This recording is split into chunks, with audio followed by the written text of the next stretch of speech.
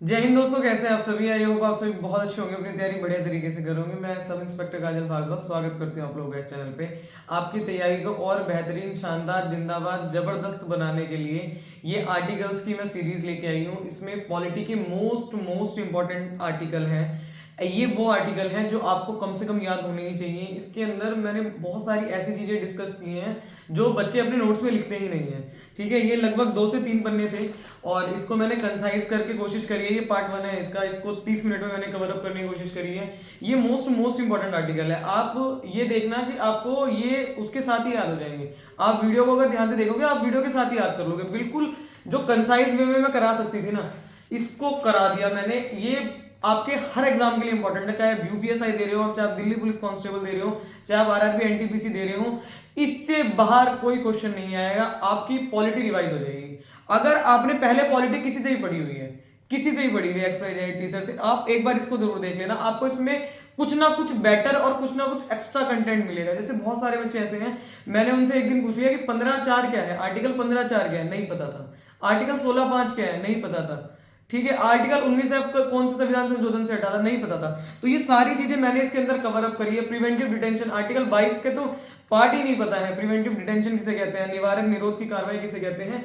तो हिंदी इंग्लिश दोनों ही भाषाओं में मैंने इसका प्रयोग किया है।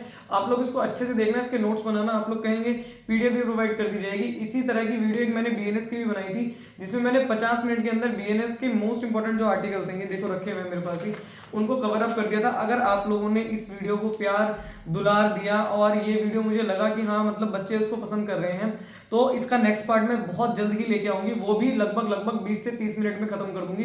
इससे आपकी पूरी की पूरी पॉलिटी रिवाइज हो जाएगी। ठीक है, इससे बढ़िया तरीका नहीं है पॉलिटी को रिवाइज करने का। फटाफट फटाफट, अगर किसी ने पहले से पढ़ रखी है तो बहुत अच्छी बात है। अगर किसी ने नहीं पढ़ रखी तो उसको समझ में आ जाएंगी चीजें, 101% समझ में आएगी और बिल्कुल देसी भाषा में समझ में आएगी, बिल्कुल देसी भाषा में। ये वो आर्टिकल्स हैं जो अगर आर्टिकल से बाय द चांस क्वेश्चन आ जाए, क्योंकि कभी कभी क्वेश्चन क्या होते हैं सीधे आ जाते हैं बिल्कुल कि ये वाला आर्टिकल क्या कहता है, ये वाला आर्टिकल क्या कहता है। जैसे आर्टिकल 49 है सहकारी समितियां, तो सहकारी समितियां 97वें संविधान संशोधन से आई थी।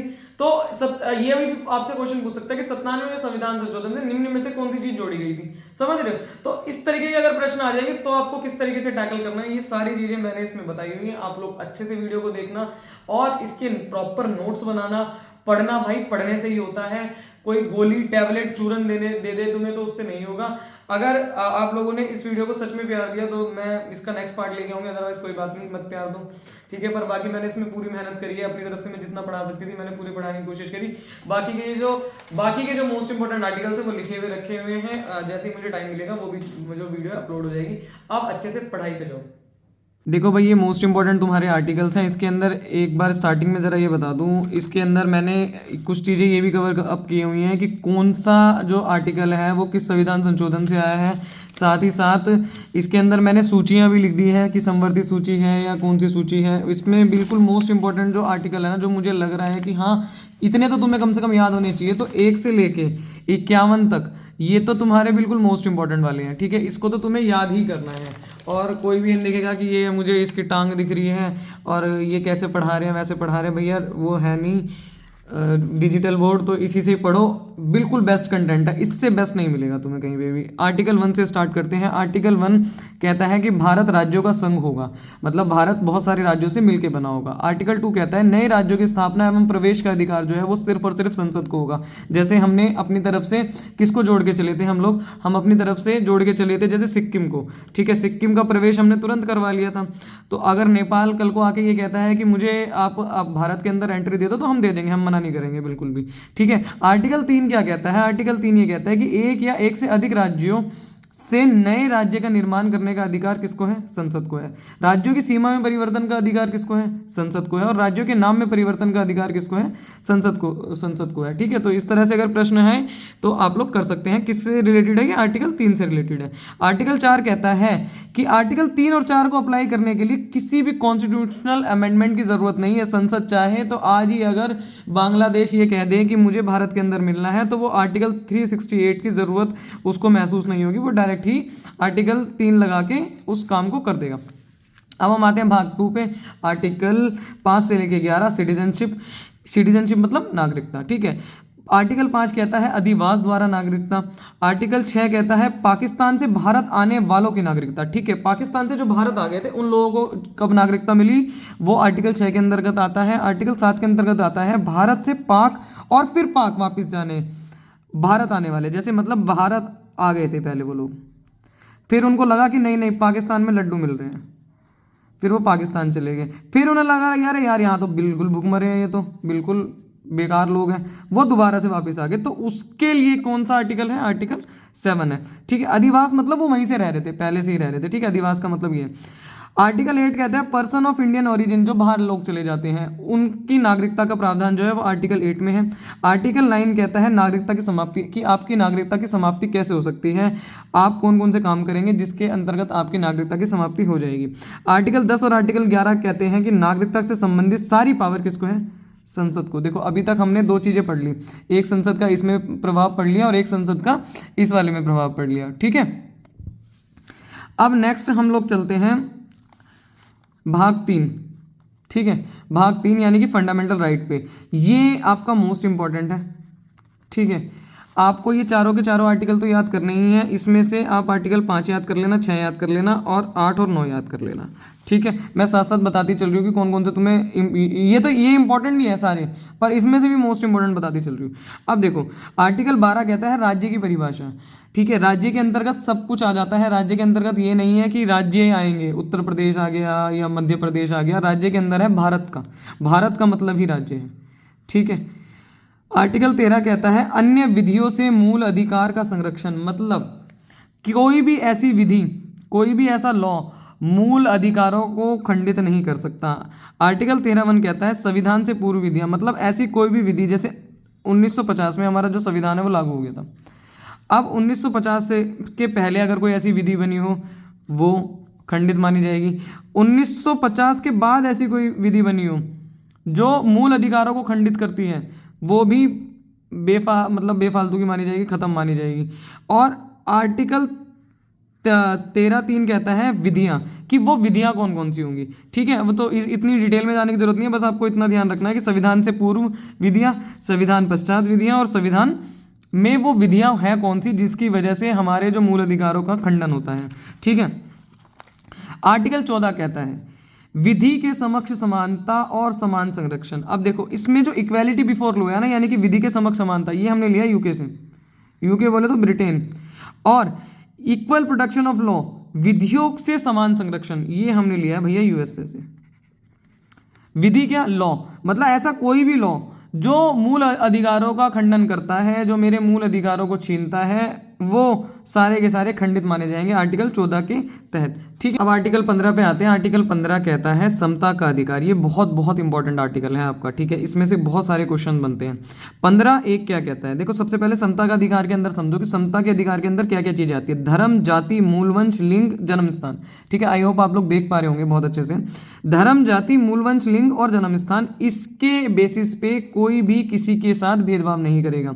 अगर राज्य का मतलब है भारत, अगर कहीं पे भी राज्य आ रहा है ना इसमें संविधान में, तो आप ये मान के चलो कि भारत ही है उसका मतलब। तो राज्य इन 5 के बेसिस पे भेदभाव नहीं कर रहा है, आर्टिकल 15(1) ये कहता है। आर्टिकल 15(2) कहता है कोई प्राइवेट भी नहीं करेगा, मतलब ऐसा नहीं है कि भारत सरकार नहीं करेगी तो बाकी के लोग कर सकते हैं, नहीं, कोई नहीं करेगा, प्राइवेट भी नहीं करेगा। आर्टिकल 15(3) कहता है कि महिलाएं और बच्चे इसका अपवाद है, अगर महिलाओं और बच्चों को हमें कुछ एक्स्ट्रा प्रोविजंस देने पड़े तो हम इसके थ्रू 15(3) के थ्रू दे सकते हैं। जैसे महिलाओं को आरक्षण भी मिला हुआ है 30% कि आप 20% और 30%, कभी कभी 30% भी कर देते हैं, कभी कभी 20% भी कर देते हैं कि आप भर्तियों में जा सकते हैं। जैसे यूपीएसआई की भर्ती आ रही है या दिल्ली पुलिस कांस्टेबल की आ रही है, तो उसमें ये अपवाद हो जाएगा आर्टिकल 15(3) के तहत। आर्टिकल 15(4) जो है ये पहले कॉन्स्टिट्यूशनल अमेंडमेंट एक्ट से आया था भाई, इसको लिखते रहना तुम लोग। पहले कॉन्स्टिट्यूशनल अमेंडमेंट एक्ट से आया था जिसमें एससी एसटी को लेके विशेष प्रावधान थे। उसके बाद आर्टिकल 15(5) जोड़ा गया संविधान में। 93rd कॉन्स्टिट्यूशनल अमेंडमेंट एक्ट यानी कि 93वां संविधान संशोधन ओबीसी से आया था। और आर्टिकल 15(6) जो है वो 103वां संविधान संशोधन 2019 ईडब्ल्यूएस के लिए आया था। ठीक है, ये हो गया विशेष प्रावधान आप लोगों के। अब हम आते हैं आर्टिकल 16 पे। यह है आपका आर्टिकल 16। आर्टिकल 16 कहता है भैया अवसर की समानता, कि सबको समान अवसर दिया जाएगा, सबको समान अवसर दिया जाएगा। अवसर बोले तो opportunity, equality of opportunity, article 16 एक यही है। आर्टिकल 16(2) कहता है धर्म, जाति, मूलवंश, लिंग, जन्म स्थान, वंशक्रम, निवास स्थान। इसमें कितने आगे, 1 2 3 4 5 6 7, ठीक है। और इस पीछे वाले में कितने थे, पीछे वाले में देखो 1 2 3 4 5, ठीक है। तो 15 में 5 के बेसिस पे कोई नहीं करेगा, 15 में 5 के बेसिस पे कोई भी आपके मूलाधिकारों का हनन नहीं करेगा। और 16 में क्या है, 16 में इन 7 के बेसिस पे कोई भी आपके मूलाधिकारों का हनन नहीं करेगा। आर्टिकल 16(3) कहता है कि संसद यदि चाहे तो किसी राज्य के लिए निवास स्थान संबंधित शर्तें लागू कर सकते हैं, जैसे लोक नियोजन, ठीक है, कि कोई रहने संबंधित वाला, कि मान लो वो डीडीए के फ्लैट दे दिए तो उसके अंडर किसके अंतर्गत आ गया, ये लोक नियोजन के अंतर्गत आ गया। आर्टिकल 16(4) मोस्ट इंपॉर्टेंट आर्टिकल, जिसके तहत आप लोगों को आरक्षण मिलता है, आरक्षण का प्रावधान आएगा सरकारी पदों पर। आर्टिकल 16(4) क्योंकि अफसर की समानता है। 16 में क्या है, अफसर बोले तो इक्वालिटी बोले तो आपका एक तरीके से जॉब की अपॉर्चुनिटी, ठीक है। तो जॉब की जो अपॉर्चुनिटी है उसमें आरक्षण का प्रावधान जो आता है वो आर्टिकल 16(4) से आता है, इसको आपको विशेष ध्यान रखना है। आर्टिकल 16(5) क्या कहता है, राज्य इन 7 के बेसिस पे भेदभाव नहीं कर सकता, धर्म गुरु चुनते, मतलब कर सकता है, इस वाले में आर्टिकल 16(5) में कर सकता है। अब जैसे मान लो मैं जो पंडित आदमी है उनको मौलाना का गुरु बना दूं कि भैया तुमको कलमा पढ़ना है कल से, तो यहाँ पे तो आफत आ जाएगी ना। और या फिर किसी मौलाना को मैं वो कह दूं कि महामृत्युंजय मंत्र बोलना है, तो ये भी आफत आ जाएगी। तो राज्य इन 7 के बेसिस पे सिर्फ और सिर्फ धर्म गुरु चुनते वक्त भेदभाव कर सकता है, मतलब भेदभाव नहीं है, ये अपने धर्म का वो करना है, प्रचार प्रसार करना है, इसको हम आगे भी पढ़ेंगे। तो 16(5) के अंतर्गत राज्य सिर्फ, ये अपवाद है, ये दोनों अपवाद हैं अफसर की समानता के, ठीक है, ये दोनों अपवाद हैं अफसर की समानता के 16(5) जो है, तो राज्य इन बेसिस पे कर सकता है भाई। और ये भी इंपॉर्टेंट है 16(6), 103वें संविधान संशोधन से ईडब्ल्यूएस को भी ये प्रावधान मिला कि अगर ईडब्ल्यूएस इसमें आता है, ईडब्ल्यूएस के थ्रू कोई आरक्षण लेना चाहता है सरकारी पदों पर तो वो ले सकता है। आर्टिकल 17 आपका कहता है अस्पृश्यता का अंत। आर्टिकल 18 कहता है उपाधियों का अंत, कि कोई मैं अपने नाम के पीछे लगा लूँ महामंडलेश्वर काजल भारद्वाज, तो वो मैं नहीं लगा सकती। मैं सब इंस्पेक्टर काजल भारद्वाज इसलिए लगाती हूँ क्योंकि ये मुझे सरकारी पद से प्राप्त हुआ है, ठीक है। आप भारत रत्न जो होता है, अच्छा कोई ये मुझे बता सकता है कि जैसे भारत रत्न है तो कोई लगा सकता है भारत रत्न, भारत रत्न उपाधि नहीं है, पहली बात तो, ठीक है। भारत रत्न अगर कोई अपने नाम के सामने चाहे कि अगर सोनू को भारत रत्न मिल गया तो सोनू लगा सकता है भारत रत्न अपने नाम के आगे, क्योंकि भारत रत्न उपाधि नहीं है, ठीक है। भारत रत्न एक सम्मान है एक तरीके से। अभिव्यक्ति की स्वतंत्रता 19 कहता है, आर्टिकल 19 अभिव्यक्ति की स्वतंत्रता, ये ज़्यादातर बच्चों को याद होता है और इसी के ही पार्ट याद होते हैं। ये जो इससे पहले वाले मैंने तुम्हें पार्ट बताया ना, मुझे ऐसा लगता है बहुत सारे बच्चों के पास होंगे भी नहीं। आर्टिकल 19 के अंतर्गत क्या आता है, अभिव्यक्ति की स्वतंत्रता। आर्टिकल 19 कहा कहता है भाषण व अभिव्यक्ति की स्वतंत्रता। खा में शांतिपूर्ण सम्मेलन करने का अधिकार। गा में संघ और संगठन समितियां बनाने का अधिकार। और इसमें घा में यानी कि डी में भारत में कहीं भी घूमने का अधिकार, कहीं भी बसने का अधिकार, संपत्ति को अर्जित, धारित और व्यय करने का अधिकार। ये 44वें संविधान संशोधन से हट गया है भैया, है ना, पहले था अब हट गया है। अब ये भाग 12 में पहुंच चुका है आर्टिकल 300A में। और 19(6) यानी कि 19E में भारत में कहीं भी कारोबार करने का अधिकार। अब देखो इसको याद कैसे करना है। भाषण व अभिव्यक्ति की स्वतंत्रता, सबसे पहले इंसान जाके देगा भाषण। अब भाषण देना किस तरीके से, उसको शांतिपूर्ण तरीके से। अब जब वो शांतिपूर्ण तरीके से भाषण देगा तो उससे 4 लोग मिलेंगे, 4 लोग मिलेंगे तो संगठन और समितियां बना देंगे। फिर जब समिति बन जाएगी, यार दोस्त मिल जाएंगे, तो हम कहाँ जाएंगे, घूमने। अब पूरे दिन घूमते थोड़ी रहेंगे, कहीं ना कहीं रहेंगे भी, यानी कि बसने का अधिकार।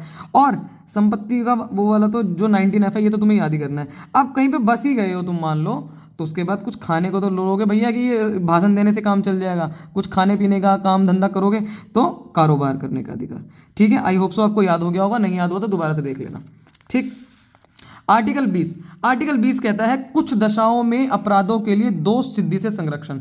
मतलब मेरा अपनी मन से मैं अपने खिलाफ ही गवाही नहीं दे सकती। ये इसमें जो मेन है ना, इसका कुछ दशाओं में अपराधों से दोष सिद्धि के लिए संरक्षण, मतलब इसमें जो मेन चीज़ जो बताई जाती है वो ये बताई जाती है कि स्वयं के खिलाफ गवाही देने का अधिकार। मतलब तुमने मेरे ऊपर ही तुम आरोप लगाए जा रहे हो बार बार, और मेरे पास कोई वकील नहीं है, तो मैं स्वयं के खिलाफ गवाही नहीं दूंगी भैया। ऑब्वियस सी बात है, कोई भी नहीं देता, पर इसके लिए एक स्पेशल आर्टिकल निकाला गया है कि स्वयं के खिलाफ गवाही देने से संरक्षण, कि आप मेरे से जबरदस्ती किसी भी उस पे आप मेरे खिलाफ ही गवाही नहीं दिलवा सकते, चाहे आप मेरे खोपड़ी पे तमंचा रख दो, चाहे कुछ भी कर दो, ठीक है। आर्टिकल 20 ये कहता है भूतलक्षी दांडिक विधियों से संरक्षण। इसका मतलब क्या है? मतलब ऐसी कोई लॉ बना दिया, पास्ट में कोई ऐसा लॉ बना दिया, जैसे मान लो किसी बंदे ने ऑलरेडी क्या नाम है 10 साल की सजा काट ली, ठीक है, किसी एक पर्टिकुलर क्राइम के लिए 10 साल की सजा थी। अब मैं क्या करूं, मैं जाऊं कि तू तू तो बहुत हरामी है, तेरे से तो मुझे नफरत है, मुझे ऐसे नफरत है, तो मैं जाके संसद में क्या करूं, मैं एक लॉ निकाल दूं और इस सजा को ना 20 साल कर दूं। तो अब 10 साल तो वो बेचारा पहले काट आया, अब 10 साल और काटेगा क्या? नहीं, इस आर्टिकल के तहत नहीं काटेगा, ठीक है। जब तुम दरोगा बन जाओगे तो तुम्हारे पास रिट आया करेंगी, उसमें रिट में ये दिया जाएगा कि आर्टिकल 20(1) के तहत आप इस फलाने अपराधी को ऐसे बंद नहीं कर सकते, ठीक है। फिर तुम उसे लिख के देने जाओगे इलाहाबाद में। आर्टिकल 20(2) कहता है दोहरे दंड से संरक्षण। दोहरे दंड से मतलब यही जो मैंने अभी आपको बताया कि दोहरे दंड मतलब पहले मैं किसी चीज़ के लिए ऑलरेडी सजा काट चुकी हूँ, उसके बाद अगर मैंने कोई लॉ बना दिया और उसमें 10 साल की सजा 20 साल हो गई या आजीवन कारावास हो गई, तो मैं दोबारा से नहीं काटूंगी उसको, जो पहले उस समय पे जो मैंने दंड दे लिया ले लिया, ठीक है। आर्टिकल 21 क्या कहता है? Right to life and personal liberty, प्राण व दैहिक स्वतंत्रता का अधिकार। इसके अंतर्गत आपके सारे अधिकार आ जाते हैं, आपके खाने का अधिकार, आपके पीने का अधिकार, आपके घूमने का अधिकार, आपके इधर उधर कारोबार, मतलब कारोबार वगैरह तो उसमें ही आ जाता है, ठीक है। आपका सोने का अधिकार भी इसी के अंदर आता है, ठीक है। अगर कोई बच्चा बहुत ज़्यादा सोने का शौकीन है और उसके अधिकारों का हनन हो रहा है, उसकी मम्मी उसे रोज़ रोज़ मार के उठा देती है, तो आपके आर्टिकल 21 का हनन हो रहा है, सुबह सुबह जाके बता देना अपनी माता को, फिर तुम पिटोगे तो ये तुम्हारी ही जिम्मेदारी है, मेरी नहीं है, ठीक है। आर्टिकल 21(a) पे हम आते हैं। आर्टिकल 21(a) कहता है, मोस्ट इंपॉर्टेंट आर्टिकल आपका, by the way most important article, article 21(a) आपका कहता है राइट टू एजुकेशन। क्या? राइट टू एजुकेशन, शिक्षा का अधिकार। वो आता है ना पेंसिल बना के, ये देखो ये वाली पेंसिल पे एक लड़की यहाँ को बैठी रहे, एक लड़की यहाँ को बैठी रहे, वो वाली जो है वो है राइट टू एजुकेशन। 86वें संविधान संशोधन 2002 में आया था। सर्व शिक्षा अभियान 2009 में जाके ये लागू हुआ था, राइट टू एजुकेशन वाला जो है, और 2010 में इम्प्लीमेंट हुआ था। देख रहे हो कितनी तेज़ी से सरकार बढ़ रही है, 2002 में लेकर आई है, 2009 में ये बिल जो है वो पास होता है और 2010 में इम्प्लीमेंट होता है। तो ये चीज़ आपको याद रखनी है, ठीक है। इसके बाद हम नेक्स्ट चलते हैं भैया। नेक्स्ट हम आ जाते हैं आर्टिकल 22 पे। आर्टिकल 22 जो है वो एक तरीके से आपको दरोगा को, एक तरीके से आप ये मान के चलो, अगर आप दरोगा हैं या फिर आप पुलिस में हैं, तो आपको एक बहुत बढ़िया पावर देता है कि कुछ दशाओं में गिरफ्तारी व निवारक निरोध से संरक्षण। अब ये निवारक निरोध होता क्या है? निवारक निरोध का मतलब है कि कोई एक आदमी है, वो हर बार क्या कर रहा है ना, हर बार दिवाली पे 2 साल से, पिछले 2 साल से दिवाली पे पटाखे पटकाता है और दंगे फसाद करवाता है और किसी के भी घर में जाके लगा जाता है, उसके घर के बर्तन गिर जाते हैं, वो आके पुलिस थाने में कंप्लेंट लिखवाते हैं, तो उसके थ्रू प्रिवेंटिव डिटेंशन कर सकती है पुलिस, ठीक है। अभी ये आगे आएगा, मैं बताऊंगी आपको। तो कुछ दशाओं में गिरफ्तारी व निवारक निरोध से संरक्षण, अगर मैंने किसी को पकड़ा है तो उसको अपनी गिरफ्तारी का कारण जानने का अधिकार है, ये कहता है आर्टिकल 22(1), और अपनी मर्जी का अधिवक्ता करने का अधिकार है, बिल्कुल अधिकार है, जो मर्जी जिस मर्जी को करो, ठीक। आर्टिकल 22(2) कहता है 24 घंटे के भीतर मजिस्ट्रेट के सामने आपको उपस्थित होने का अधिकार है। अगर कोई भी दरोगा या कोई भी पुलिस वाला, पुलिस पर्सनल 24 घंटे के अंदर किसी को उठा के ले आए और तुमने 24 घंटे के अंदर नहीं करा उसको मजिस्ट्रेट के सामने पेश, तो तुम्हारी खैर नहीं है, ये समझ लो, तुम्हारी बहुत बुरी स्थिति कर देगा मजिस्ट्रेट, ठीक है, बिल्कुल पागल बना देगा तुम्हारा। तो 24 घंटे के अंदर इसी वजह से रिमांड लिया जाता है जाके। अभी तुम जब दरोगा बन जाओगे, दरोगा बाबू, तो सारे के सारे रिमांड लेके आया करोगे, ठीक है। अब इसका अपवाद क्या है? अब जैसे ये तो मैंने बता दी कि पावर्स हो गई एक तरीके से, ये हम एक नॉर्मल इंसान को पावर दे रहे हैं कि आपको अपनी गिरफ्तारी का कारण जानने का अधिकार है, अपनी मर्जी का अधिवक्ता करने का अधिकार है 22(1) के अंतर्गत। आर्टिकल 22(2) कहता है कि 24 घंटे के भीतर मजिस्ट्रेट के सामने उपस्थित होने का अधिकार है।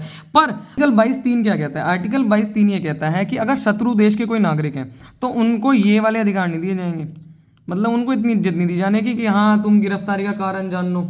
जैसे अभी रेड फोर्ट पे जो उन्होंने हमला करा है, तो जब हम उन्हें पकड़ के लाएंगे, पाकिस्तान वालों को या जो भी हैं वो लोग, तो हम उनसे ये कहेंगे अरे भैया तुम अपनी गिरफ्तारी का कारण जान सकते हो, चाहो तो तुम अपनी मर्जी का अधिवक्ता भी कर लो। नहीं, बिल्कुल नहीं, कदापि नहीं, समझ रहे हो। 22(1) और 22(2) उन्हें नहीं दिए जाते। इवन उन लोगों को प्रिवेंटिव डिटेंशन के तहत आप उठा सकते हो। अब ये उठाने वाली बात क्या होती है? प्रिवेंटिव डिटेंशन में तुम्हें समझा रही थी। जैसे कोई बंदा है ए नाम का, ये इतना बदमाश है कि ये पिछले 2 साल से हर दिवाली पे पटाखे पटकाता है और एक अम्मा है उनके घर के वो गिरा जाता है। इस बार हम क्या करेंगे, पुलिस वाले क्या करेंगे, इसको पहले उठा के ले आएंगे, अब क्या पटका के और इसका प्रिवेंटिव कर देंगे, प्रिवेंटिव डिटेंशन कर देंगे इसका, ठीक है। मतलब इसको निवारक निरोध की कार्रवाई के तहत इसको पकड़ के ले आएंगे। तो ये चाहे तो पुलिस कर सकती है, ठीक है, ये चाहे तो पुलिस कर सकती है। This is your power of दरोगा। ओके, नेक्स्ट हम चलते हैं 22(4). 22(4) क्या कहता है, बिना किसी अपराध किए प्रेजेंट में, अगर अभी तो देखो उसने कोई अपराध नहीं किया, यही प्रिवेंटिव डिटेंशन वाली बात है कि पिछले 2 साल से पटका रहा है, अभी थोड़ी पटकाए हैं उसने, इस साल थोड़ी पटकाए हैं, पर हम फिर भी उठा लाए, तो इसको क्या कहेंगे, शक के आधार पे अरेस्ट कर लेना। प्रिवेंटिव डिटेंशन का मतलब सिंपल ये है कि हम शक के आधार पे सिर्फ और सिर्फ उसको पकड़ के ला रहे हैं। ये किस में आता है भैया, समवर्ती सूची में आता है। और इसके अंतर्गत आप किसी को 3 माह से ज़्यादा गिरफ्तार नहीं, ऐसे नहीं कि बिल्कुल ही मतलब उससे खुंदस ही निकाल रहे हो, आ रही है समझ में, तो खुंदस नहीं निकाल सकते भाई तुम, 3 माह से ज़्यादा उसको गिरफ्तार नहीं कर सकते। ये कब आया है, ये 44वें संशोधन के बाद आया है, 2 माह का, ये 44वें संशोधन के बाद 2 माह हो गया था, पर ये अभी तक इम्प्लीमेंट नहीं हुआ है, ठीक है। इसको बस लिखने के लिए यही 3 माह ही चल रहा है तुम्हारा, यही ध्यान रखना, ठीक। नेक्स्ट चलते हैं, आर्टिकल 23 कहता है मानव दुर्व्यवहार एवं बलात् श्रम का निषेध, ठीक है। 23 का 2 कहता है कि राज्य अनुच्छेद 23 को लागू करने के लिए प्रावधान बना सकता है, जैसे बंधुआ मजदूर उन्मूलन एक्ट 1976 में आया था। इसके तहत कोई भी 14 साल से कम आयु का बच्चा अगर किसी के भी यहाँ पे काम करता हुआ पाया जाता है तो उसके ऊपर दंड का भागी होगा एक तरीके से, ठीक है भैया। आर्टिकल 24 क्या कहता है, आर्टिकल 24 कहता है कारखानों आदि में बालकों के नियोजन पर प्रतिबंध, ठीक है। कारखानों आदि में बालकों का नियोजन नहीं किया जाएगा, बालकों से काम नहीं करवाया जाएगा।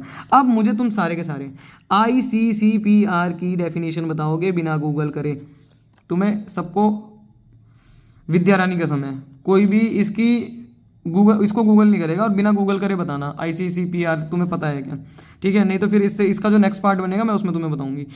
आर्टिकल 25 है धर्म को मानने का, आचरण का, प्रचार का अधिकार।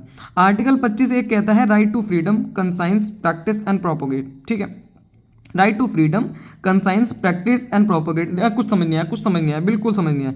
इसका मतलब ही यही है कि मैं अपनी मर्जी से उसको धारण कर सकता हूँ, मेरा जो भी मन करे, कि मेरा मन करे मैं सिख बनना चाहती हूँ तो मैं बन सकती हूँ, मैं प्रैक्टिस कर सकती हूँ, मैं उसको प्रोपोगेट कर सकती हूँ, मतलब उसका आगे फैलाने का काम कर सकती हूँ, ठीक है। ये मेरी फ्रीडम है, धर्म को मानने का, आचरण का और प्रचार करने का अधिकार। रीजनेबल रिस्ट्रिक्शन, आर्टिकल 25(2) कहता है रीजनेबल रिस्ट्रिक्शन, स्वास्थ्य, पब्लिक ऑर्डर, सदाचार, ठीक है। रीजनेबल रिस्ट्रिक्शन आप लोग लगा सकते हैं कि भाई मतलब कोई इंसान बिल्कुल कोमा में पड़ा हुआ है और वो जाके कह रहा है नहीं भैया आप सत्य को पहचानो, और वहाँ पे जाके वो दे रहा है बिल्कुल ज्ञान, तो स्वास्थ्य के नाम पे, पब्लिक ऑर्डर्स के नाम पे, सदाचार के नाम पे अगर राज्य चाहे यानी कि भारत चाहे तो उस पर रिस्ट्रिक्शन जो है वो लगा सकते हैं। आर्टिकल 26 क्या कहता है, धार्मिक संस्थानों का प्रबंधन करने का अधिकार। मेरे पास अधिकार है कि मैं धार्मिक संस्थानों का प्रबंधन कर सकूं। आर्टिकल 27 कहता है किसी भी धर्म विशेष को कर ना देने का अधिकार, किसी भी धर्म विशेष को, कि जैसे पहले जजिया कर वगैरह देना पड़ता था ना, तो इस वजह से ये प्रावधान लागू किया गया। अब तो खैर ऐसी बात नहीं है। आर्टिकल 28 क्या कहता है भाई, आर्टिकल 28 कहता है शिक्षण संस्थानों में धार्मिक शिक्षा प्राप्त ना करने का अधिकार, ठीक है। अगर मेरा मन कर रहा है कि अगर मैं मुस्लिम हूँ, ठीक है, मुझे नहीं पढ़ना महामृत्युंजय मंत्र, या मैं और मतलब जो हिंदू प्रथा है मैं उसको नहीं पढ़ना चाहता, तो ये मेरा अपना अधिकार है, मैं नहीं चाहूँ तो नहीं करूँगा। अल्पसंख्यकों की भाषा, लिपि व संस्कृति के संरक्षण का अधिकार, ठीक है, ये भी बहुत इंपॉर्टेंट आर्टिकल है। और इसका सेकंड पार्ट कहता है राज्य द्वारा वित्त पोषित कोई भी संस्थान भाषा, धर्म, जाति, मूल वंश के आधार पर भेदभाव नहीं करेगी। आर्टिकल 29(2), ठीक है। अब आर्टिकल 30 क्या कहता है भैया, आर्टिकल 30 कहता है अल्पसंख्यकों को अपनी रुचि का शिक्षण संस्थान खोलने एवं प्रबंधन करने का अधिकार। जो माइनॉरिटीज़ है, जैसे माइनॉरिटीज़ में कौन आते हैं, जैन, ठीक है, जैन माइनॉरिटीज़ में आते हैं, और कुछ ऐसी कास्ट हैं जो बौद्ध जो होते हैं ना, ये भी माइनॉरिटीज़ में आते हैं, क्योंकि इनकी जो पॉपुलेशन है वो इतनी ज़्यादा नहीं है जितनी ज़्यादा बाकी पॉपुलेशन है, ठीक है। तो इनको अपने हिसाब से संस्थान खोलने का अधिकार है आर्टिकल 30 के तहत। आर्टिकल 31 समाप्त हो चुका है 44वें संविधान संशोधन द्वारा। आर्टिकल 32 संवैधानिक उपचारों का अधिकार, जिसके थ्रू आपको रिट मिलती है। रिट कितने तरीके की होती है, PIL कितने तरीके की है, और सुप्रीम कोर्ट में जब पीआईएल भेजी जाती है तो कितनी प्रति में भेजी जाती है, और हाई कोर्ट में जब पीआईएल भेजी जाती है तो कितनी प्रति में भेजी जाती है, साथ ही साथ पीआईएल के पिताजी कौन है और पीआईएल की माताजी कौन है। इन सारे सवालों का जवाब आप लोग दोगे। अगर आप लोग नहीं दोगे तो मैं ये समझ के चलूंगी कि आपको नहीं पता, और मैं आपको नेक्स्ट वीडियो में क्लियर करूंगी इसको। अब इस चीज़ को समझो, ये हमने पूरा का पूरा खत्म कर लिया, आर्टिकल 32 तक ही है ऑलमोस्ट, इतना नहीं पढ़ना तुम्हें, वैसे तो 35 तक है पर तुम्हें पूरा नहीं पढ़ना। अब तुम्हें क्या एक और चीज़ समझनी है कि आर्टिकल 15, 16, 19, 29, 30 ये भारतीयों के लिए है सिर्फ और सिर्फ, ठीक है। इस पे फॉरेनर्स अपना हक नहीं जमा सकते कि मैं आया हूँ भारत घूमने या वृंदावन घूमने तो मुझे भी तुम ये वाले अधिकार दो, नहीं। आर्टिकल 14 और 17 ये फॉरेनर्स के लिए भी है, ठीक है। ये बात आपको ध्यान रखनी है, इस वजह से ध्यान रखनी है क्योंकि इस तरह से प्रश्न बहुत ज़्यादा बनते हैं, बहुत ही हैवी लेवल के बनते हैं। आर्टिकल 36 समझो, आर्टिकल 36 है राज्य की परिभाषा। राज्य वही मैंने बताया था तुम्हें, भारत भी आ जाएगा इसके अंदर, सारे राज्य भी आ जाएंगे जो भी हमारे 28 राज्य हैं, ठीक है। अब आर्टिकल 37 समझो, इस भाग का किसी भी न्यायालय द्वारा परिवर्तनीय ना होते हुए भी शासन में इंपॉर्टेंट योगदान है। मतलब ये जो डीपीएसपी स्टार्ट हो गया यहाँ से तुम लोगों का डीपीएसपी स्टार्ट हो चुका है, ये मैंने लिखा नहीं, समझ लो। मतलब राज्य के नीति निर्देशक तत्व स्टार्ट हो चुके हैं जो है 36 से 51 तक। तो ये जो 36 से 51 वाले हैं ना, इनका ये राज्य के ऊपर ये मतलब प्रेशर नहीं बना सकते कि तुम ये चीज़ दोगे ही। ये बस एक तरीके से भावनाएं व्यक्त की गई हैं कि यार अगर तुम्हारे पास कभी इस काबिल तुम हुए तो दे देना, ये वाली बात है, ठीक है। आर्टिकल ये याद नहीं करना तुम्हें बाय द वे, ना ये याद करना है। आर्टिकल 38(1) कहता है राज्य द्वारा सामाजिक, आर्थिक, राजनीतिक न्याय प्रदान किया जाएगा, जब कभी उसके पास होगा तो वो कर देगा, ठीक है। आर्टिकल 38(2) कहता है सबको समान आय, सुविधा और अवसर प्रदान करेगा। ये याद कर लेना, ये इंपॉर्टेंट है। ये लास्ट टाइम यूपीएससी में भी क्वेश्चन आया था और इसका एक क्वेश्चन दिल्ली पुलिस कांस्टेबल में भी आया था। दिल्ली पुलिस कांस्टेबल का तो मुझे बिल्कुल पूरा याद है कि आया था इसका। आर्टिकल 29 क्या कहता है, 39 कहता है राज्य के कुछ निर्देश, ठीक है, राज्य के लिए कुछ निर्देश। राज्य के लिए क्या क्या निर्देश है भैया, कि इक्वल अपॉर्चुनिटी मिलेगी, मतलब वही इक्वल अपॉर्चुनिटी वाला भी कहाँ आया था, 16 में आया था ना, आर्टिकल 16 में, भूल गए, थप्पड़ लगेंगे तुम्हारे। इक्वल अपॉर्चुनिटी दी जाएगी मैन और वुमेन को, ठीक है, पर नहीं दी जाती, मतलब 50-50% कोटा हो जाए इसका मतलब, तो एक तरीके से जब कभी राज्य के पास होगा वो दे देगा। आर्टिकल 39(2) संसाधनों का समाज में समान वितरण। क्या हो सकता है, कभी नहीं हो सकता है कि मेरे पास 1 करोड़ रुपए हैं और जो यहाँ पे बैठ के अभी पढ़ रही है प्रिया, उसके पास 50 रुपये, तो मेरे 1 करोड़ छीन के उसे भी दे दो, मतलब 50-50 लाख हो जाए दोनों पे। ऐसा ये पॉसिबल ही नहीं है, कभी नहीं होने वाला। धन के केंद्रीकरण को रखना, मतलब किसी ने बिल्कुल काला धन इकट्ठा कर रखा तो उसको हटाया जाएगा राज्य के द्वारा। आर्टिकल 39D 39D महिला पुरुष को समान कार्य में समान वेतन, मतलब अगर मैं भी वही काम कर रही हूँ, पुरुष भी वही काम कर रहा है, तो समान कार्य में समान वेतन मिलना चाहिए। ये काफ़ी हद तक ही लागू हो चुका है। आर्टिकल 39AA ये भी इंपॉर्टेंट है, देखो मैंने स्टार लगाया हुआ है, जिस पे मैंने स्टार लगाया हुआ है वो तुम लोगों को करके ही चलना है। ये है समान न्याय और मुफ्त विधिक सहायता। मुफ्त विधिक सहायता आ चुकी है, आप लोग अपनी मर्जी का अधिवक्ता कर सकते हो, ठीक है, जो मिलते तो नहीं है पर हाँ कहने के लिए है कि हाँ भाई हम कर सकते हैं, ठीक है। तो ये किस संविधान संशोधन से आया था, आर्टिकल 42 संविधान संशोधन 1976 से। आर्टिकल 40 कहता है पंचायती राज के बारे में। आर्टिकल 41 बोलता है कुछ दशाओं में कार्य, शिक्षा एवं लोक सहायता पाने का अधिकार, ठीक है। आर्टिकल 42 कहता है provision of humans condition of work, मतलब भाई ये मतलब इंग्लिश में मत जाना, मैं तुम्हें इसकी हिंदी समझा रही हूँ। ह्यूमन्स कंडीशन का ऑफ वर्क का मतलब है कि मान लो कोई ए नाम का व्यक्ति है, उसको तुम बिल्कुल 50 डिग्री टेम्परेचर पे टपा रहे हो, तो ये ह्यूमन कंडीशन ऑफ वर्क नहीं है ना भाई। अगला अभी तो आदमी है ना, उसकी भी कोई एक शारीरिक क्षमता है, उसकी भी एक लिमिट है कि बिल्कुल तुम उसे उस पर ही कर रहे हो। या फिर अंदर बुला लिया तो बिल्कुल AC ऑन कर दिया तुमने, पहुंचा दिया -10 टेम्परेचर, तो ये ह्यूमन कंडीशन ऑफ वर्क नहीं है ना। आप उसको एक तरीके से काम देंगे, जैसे महिलाओं को एक मैटरनिटी लीव दी जाती है, उनकी शारीरिक क्षमता इतनी नहीं रहती कि वो जब प्रेग्नेंट हो तो काम कर पाए, तो इसलिए उन्हें मैटरनिटी लीव दी जाती है। वो पहले 12 वीक थी, अब 26 वीक हो चुकी है, ठीक है। इस चीज़ को थोड़ा सा ध्यान रखना। इसके ऊपर प्रश्न पहले तो नहीं बना है पर हो सकता है कि बन जाए कि मैटरनिटी लीव अब कितनी चल रही है, ठीक है। आर्टिकल 43A कहता है मजदूरों का कंपनी में प्रबंधन में योगदान, मजदूरों का कंपनी के प्रबंधन में योगदान। ये 42वें संविधान संशोधन 1976 से आया था, ये इंपॉर्टेंट है, थोड़ा सा याद कर लेना। आर्टिकल 43B है सहकारी समितियाँ, ये भी बहुत इंपॉर्टेंट है, ये तो क्वेश्चन आया भी हुआ है कि 97 संविधान संशोधन से निम्न में से कौन सी चीज़ें लागू हुई थी, तो सहकारी समितियां जो हैं वो लागू हुई थी।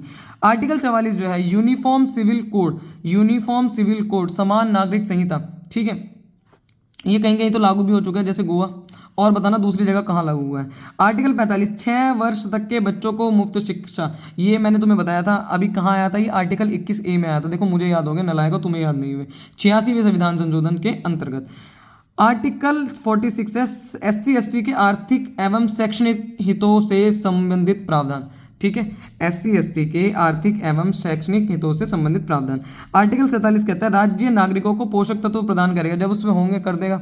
ठीक है, आर्टिकल 48 कहता है पशु संवर्धन कृषि तकनीकों को बढ़ावा देना। ये यहाँ से यहाँ तक जो है ना, ये तुम्हें लग रहा होगा अरे ये क्या, कुछ नहीं आएगा, आ जाएगा, मैं सही बता रही हूँ तुम्हें, तो याद कर लेना इसको। पशु संवर्धन कृषि तकनीकों को बढ़ावा देना, जब राज्य के पास होगा यानी कि भारत के पास होगा तो वो कर देगा, बढ़ावा दे देगा, दे भी रहा है कुछ हद तक। आर्टिकल 48 है पर्यावरण एवं वन्य जीवों का संरक्षण, कम से कम 4 बार रिपीट हुआ होगा ये क्वेश्चन UPSI में। ठीक है, और SSC GD में भी आया हुआ है ये वाला प्रश्न जो है, तो इसको याद कर लेना। आर्टिकल 49 राष्ट्रीय स्मारक राष्ट्रीय महत्व के स्थानों को, ये तो मेरे DP कांस्टेबल के भी पेपर में भी आया था जब मैंने दिया था, और अभी SSC CGL प्री में भी आया था ये वाला। ठीक है, मैं तुम्हें साथ साथ ये भी बताती हुई चल रही हूँ। Article 50 separation of judiciary from the executive, मतलब न्यायपालिका और कार्यपालिका में पृथक्करण है भी कहीं ना कहीं। ठीक है, आर्टिकल 51 इंटरनल पीस और सिक्योरिटी का प्रमोशन, मतलब मैं मतलब जो भारत की आंतरिक सुरक्षा है और सिक्योरिटी है उसका प्रमोशन करूंगा। अब जो नेक्स्ट वाला जो पार्ट है उसके अंदर हम ये वाली चीज़ें डिस्कस करेंगे। अब मेरे हो गए गले में दर्द, ये भारत के राष्ट्रपति और इसमें से कौन कौन सी चीज़ें इंपॉर्टेंट है, संसद वगैरह, ये सारी चीज़ें। अब तुम्हारे 2 पन्ने और रह रहे हैं, 2 पन्ने मैं फटाफट कवर कर दूंगी इससे नेक्स्ट वीडियो में। Tata bye bye.